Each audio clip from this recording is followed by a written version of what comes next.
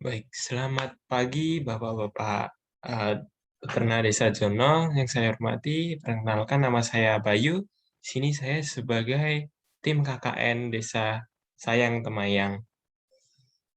Baik, pada pagi hari ini kita akan bahas tentang silent hit nih, Pak. Nah, sebenarnya apa itu silent hit? Kemudian penyebabnya apa saja? Dan bagaimana cara kita menanggulangi silent hit ini? Mari kita simak satu persatu. Sebelum kita mengenal tentang silent hit, mungkin kita perlu berkenalan terlebih dahulu tentang apa itu estrus dan bagaimana ciri-cirinya. Jadi, seperti yang kita ketahui bersama bahwa estrus ini memiliki beberapa ciri-ciri yang khas pada sapi. Yang pertama adalah abang abu hangat, seperti tertera pada gambar di samping, terdapat bengkak pada bagian vulva dan juga merah jika dibuka. Kemudian jika dipegang akan terasa lebih hangat dibandingkan sapi pada kondisi normal. Yang kedua adalah bengak-bengok. Ini sebenarnya tidak menjadi spesifik ciri-ciri pada estrus, melainkan sebagai penanda saja kalau misalnya sapi sedang estrus atau tidak. Nah, tapi bengak-bengok juga tidak sebagai penentu utama apakah sapi ini estrus. Yang ketiga adalah suka menaiki dan dinaiki. Nah, pada sapi yang diumbar, biasanya sapi yang estrus akan menaiki temannya dan jika dinaiki dia akan diam saja atau dia mungkin akan menikmati. Yang terakhir adalah mengeluarkan cairan kental dari vulva. Ini penting untuk diperhatikan karena pada beberapa ciri-ciri estrus, vulva yang keluar dari cairan kental yang keluar dari vulva ini benar-benar menandakan apakah sapi ini estrus atau tidak. Namun juga perlu diperhatikan untuk warnanya, jika keruh ada kemungkinan itu bukan estrus, melainkan ada kelainan pada saluran reproduksinya. Kalau cairan untuk ciri-ciri estrus, dia akan berwarna bening. Baik, selanjutnya adalah silent heat. Sebenarnya apa itu silent heat? Jadi silent heat itu adalah sapi yang sedang estrus namun tidak menunjukkan gejala-gejalanya. Misalnya sapi yang harusnya bengak-bengok dia diam saja, atau misalnya yang seharusnya berwarna merah tapi merahnya pucat-pucat, jadi tidak begitu terlihat apakah ini sapi estrus atau tidak. Itulah yang dinamakan dengan silent heat. Nah, di sini perlu diperhatikan juga apakah sapinya itu silent heat ataukah tidak estrus. Hal ini penting untuk diperhatikan karena terdapat perbedaan yang sangat jauh nanti uh, untuk bagian reproduksinya antara unestrus dengan silent heat. Mana kalau silent heat itu dia tetap estrus tapi tidak menunjukkan gejala, sedangkan kalau unestrus atau tidak estrus itu sapi tidak mengalami estrus sama sekali, dan ini perlu uh, konsultasi dengan dokter hewan setempat. Namun pada kasus kali ini kita akan sepakat bahwa sapi pada desa itu mengalami silent heat. Baik, kemudian apa sih penyebab silent heat ini? Jadi terdapat beberapa penyebab terjadinya silent heat pada sapi. Yang pertama adalah kurangnya nutrisi.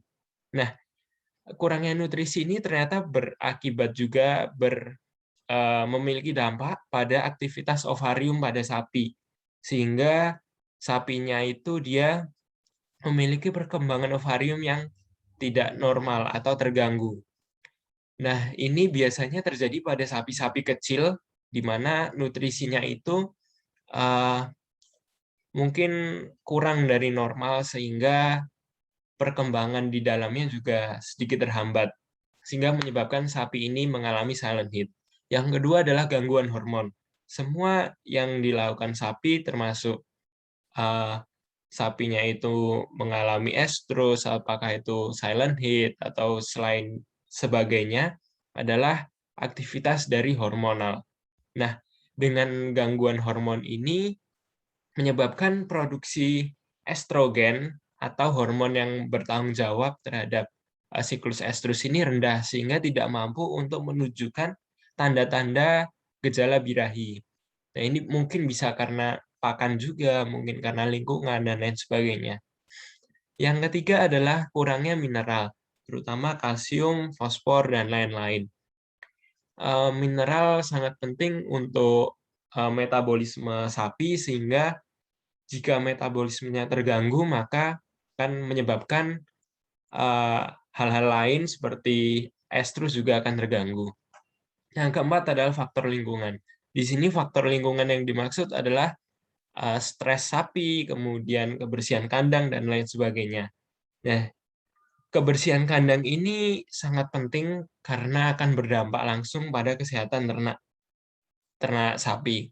Nah, jika kesehatannya terganggu, maka akan mungkin berdampak juga pada fisiologi sapi, di mana akan menyebabkan silent heat atau bahkan tidak estrus sama sekali, misalnya terkena mastitis, cacingan, dan lain sebagainya. Nah, kemudian bagaimana sih penanganan untuk silent heat, atau bagaimana sih kita memperbaiki performa reproduksi dari sapi? Yang pertama ada lingkungan dan yang kedua ada pakan. Di sini lingkungan adalah bagaimana kita memastikan bahwa kandang sapi ini benar-benar bersih. Karena seperti yang saya sebutkan sebelumnya, lingkungan yang kotor juga dapat menimbulkan penyakit pada sapi, sehingga dapat mengganggu performa reproduksi dari sapinya itu sendiri. Kemudian yang kedua adalah pakan. Pakan di sini yang dimaksud adalah hijauan, mineral, serta pemberian vitamin. Baik, mari kita pelajari bersama satu persatu.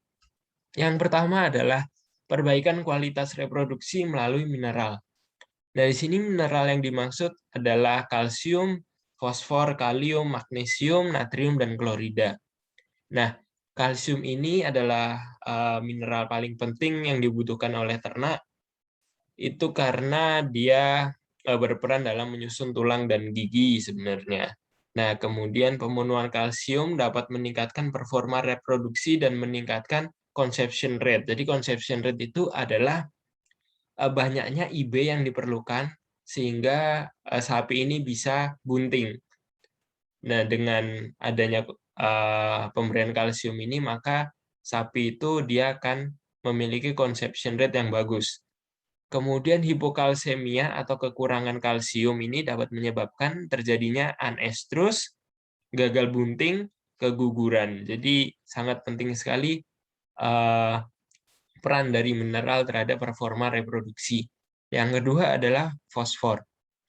Fosfor ini hampir sama dengan kalsium, di mana jika terjadi kekurangan, maka bisa menyebabkan anestrus, kemudian rendahnya konsepsi, dan kematian embrio pedet yang lahir, atau tertundanya kematangan seksual. Nah, yang ketiga adalah kalium, di mana kekurangan kalium ini dapat menyebabkan kelemahan otot, termasuk otot-otot di uterus, sehingga secara tidak langsung dapat mengakibatkan gangguan reproduksi dengan cara menghambat penggunaan protein dan energi. Kemudian yang keempat ada magnesium. Di sini kekurangan magnesium pada sapi perah akan menurunkan penyerapan kalsium dan fosfor pada saluran pencernaan, sehingga dapat menghambat produksi vitamin D dalam bentuk yang aktif, di mana akan menurunkan kualitas performa reproduksi itu juga. Yang terakhir adalah natrium dan klorida. Di sini sebenarnya tidak berpengaruh secara langsung kepada reproduksi, namun natrium dan klorida ini berperan dalam sistem metabolisme tubuh, sehingga jika metabolismenya terganggu, maka reproduksinya juga akan terganggu. Nah, kemudian bagaimana cara kita dan bapak-bapak peternak semua di Desa Jeno untuk menyediakan mineral yang cukup untuk sapi-sapinya? Di sini kami ingin sharing tentang salah satu alternatif yang bisa kita berikan kepada ternak, yaitu melalui mineral block. Mineral block itu adalah seperti mineral yang kemudian kita jadikan seperti batu, nanti kita kasihkan di kandang dan sapi itu akan menjilat mineral blocknya. Nah, bahan-bahannya sebenarnya cukup sederhana. yaitu ada ultra mineral 1 kilo, ini bisa dibeli di toko-toko peternakan atau pertanian. Kemudian ada garam dapur sebanyak 3,5 kilogram, kemudian ada semen sebanyak 0,5 kilogram. Semen di sini berfungsi untuk memadatkan nanti mineral blok kita, jadi tidak terlalu lembek seperti itu. Kemudian ada air, ada ember plastik, ada kawat untuk menggantung mineral blok, ada ember besar untuk mencampur bahan. Nah, pembuatannya cukup sederhana. Yang pertama adalah campur bahan-bahan yaitu ultramineral, garam halus, dan semen, kemudian ditambahkan air secukupnya. Setelah itu pindahkan ke ember cetakan dan tempatkan pada tempat yang terhindar hujan dan biarkan selama 4 hari. Jadi jangan sampai terkena basah dan dibiarkan selama 4 hari supaya mengeras. Nah, jika sudah kering, mineral block dapat digunakan dengan cara digantung di kandang dan sapi dapat menjilatnya secara langsung. Selanjutnya adalah perbaikan kualitas reproduksi melalui pakan. Nah, tapi sebenarnya apa saja sih permasalahan di desa, terutama waktu saat-saat musim kemarau terkait hijauan dan pakan ini?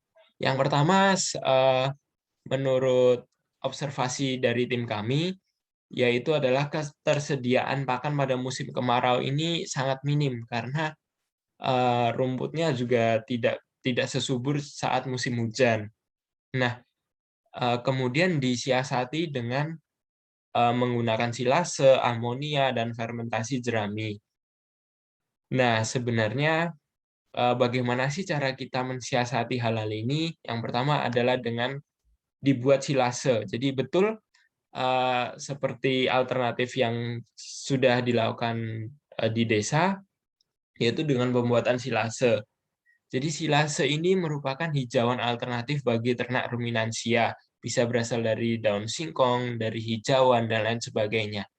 Silase ini adalah hijauan yang difermentasikan, sehingga bisa digunakan saat musim-musim kering, di mana rumput itu sulit untuk didapatkan. Nah, penambahan mineral mikroorganisme dan silase terfermentasi ini mampu menghasilkan energi tercerna yang lebih tinggi, di mana mampu meningkatkan mikroba pada rumen sapi. Nah, pemberian ini sebenarnya bagus Bapak untuk indukan, karena dapat karena prinsipnya itu dia hijauan yang masih hijauan hanya diawetkan saja, jadi masih kandungannya itu hijauan. Kemudian ini juga diperlukan untuk sapi betina untuk merangsang produksi susu dan perkembangan organ-organ reproduksi. Nah, kemudian jika silase ini tidak memungkinkan misalnya dan kita mau tetap hijauan, tapi di musim kering hijauan susah. Bagaimana solusinya? Nah, kami dan tim dari KKN menemukan literatur dan referensi di mana indigofera atau tanaman tarum ini dapat dijadikan sebagai alternatif hijauan pada musim-musim kering. Kenapa? Karena yang pertama, ini bisa dijadikan sebagai alternatif hijauan, sumber suplemen, sumber protein, dan energi. Yang kedua adalah tanaman ini mudah tumbuh dan tahan terhadap musim kering, sehingga tidak membutuhkan perawatan yang khusus saat musim kering, dan dia tahan terhadap minimnya kadar air. Yang ketiga adalah meningkatnya produktivitas ternak. Jadi dengan adanya sumber hijauan yang terus-menerus, maka produktivitas ternak ini, terutama reproduksinya, harapannya akan semakin meningkat.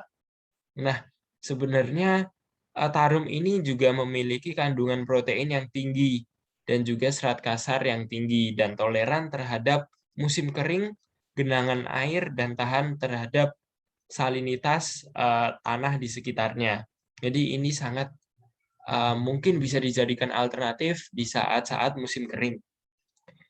Kemudian Selanjutnya adalah pemberian vitamin.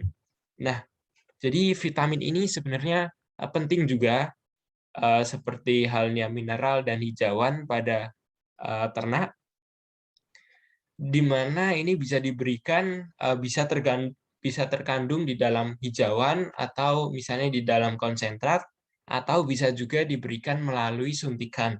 Nah, sebenarnya vitamin apa yang berperan dalam reproduksi, yaitu ada vitamin A, vitamin D, dan vitamin E. Vitamin A ini merupakan vitamin yang larut lemak bapak-bapak semua. Dan ini bisa didapatkan di rumput segar atau juga konsentrat pakan ternak. Nah, ini vitamin A penting karena jika sapi mengalami kekurangan vitamin A, maka akan terjadi gangguan seperti penundaan pubertas, kemudian angka konsepsinya rendah, kematian embrio yang tinggi, kemudian kematian pedet yang tinggi juga. Nah, vitamin D juga memiliki peran yang penting dalam sistem reproduksi, di mana sumber vitamin D ini bisa berasal dari tanaman hijauan, kemudian konsentrat juga bisa. Dan kekurangan vitamin D ini dapat mengakibatkan kesulitan sapi dalam birahi, keguguran, dan gangguan rangka pada tubuh. Dan yang terakhir adalah vitamin E. Vitamin E ini berfungsi untuk melindungi sistem reproduksi, kemudian menjaga kondisi rahim, dan antikoagulan alami. Kekurangan vitamin E ini dapat mengganggu motilitas sperma pada sapi jantan dan juga perkembangan embrio pada sapi betina. Sehingga perannya sangat penting untuk meningkatkan kualitas performa reproduksi ternak sapi. Demikian Bapak-bapak semua yang dapat saya sampaikan. Semoga materi pada pagi hari ini dapat berguna bagi Bapak-bapak semua dalam meningkatkan performa reproduksi sapinya dan mencegah terjadinya silent heat di kemudian hari. Sekian yang dapat saya sampaikan. Kurang lebihnya saya mohon maaf. Wassalamualaikum warahmatullahi wabarakatuh.